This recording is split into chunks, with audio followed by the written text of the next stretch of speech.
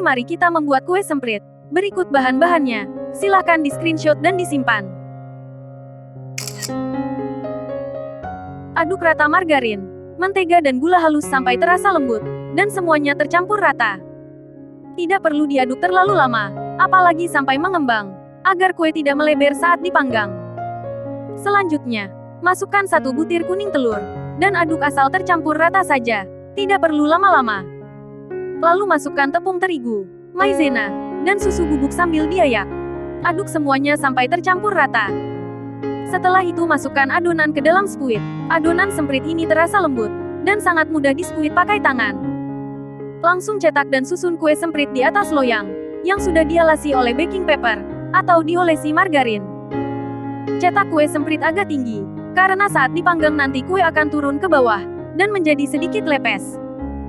Panggang kue dengan api atas bawah 160 derajat Celcius, selama 20 menit sampai kue matang, atau sesuaikan dengan oven masing-masing di rumah. Setelah kue matang dan wangi, angkat kue semprit dan dinginkan di atas cooling rack, sampai uap panasnya hilang.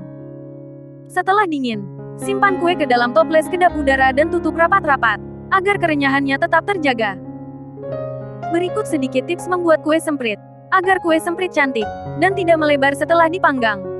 Agar kue semprit tidak melebar saat dipanggang, jangan aduk mentega dan margarin terlalu lama.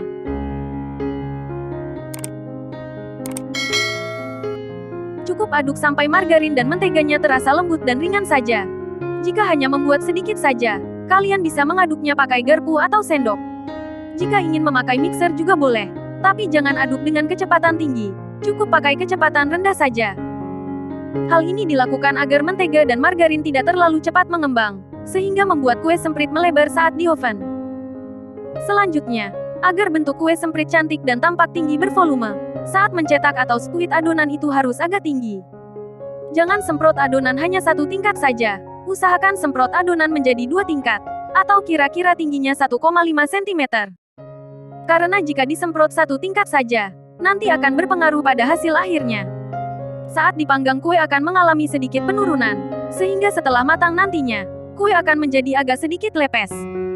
Tapi tidak usah khawatir, walaupun adonan sedikit turun, tetapi bentuknya masih tetap cantik seperti bunga.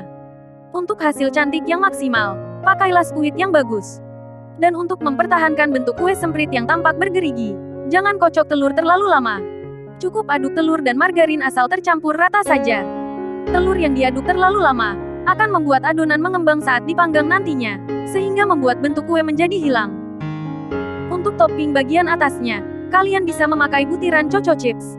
Jika kalian tidak mempunyai choco chips di rumah, kalian bisa menggantinya dengan adonan kue semprit, yang sudah diberi sedikit coklat bubuk, pewarna coklat, atau pasta coklat, agar bisa dijadikan topping. Silakan simpan dan pakai resep ini untuk mengisi toples lebaran di rumah.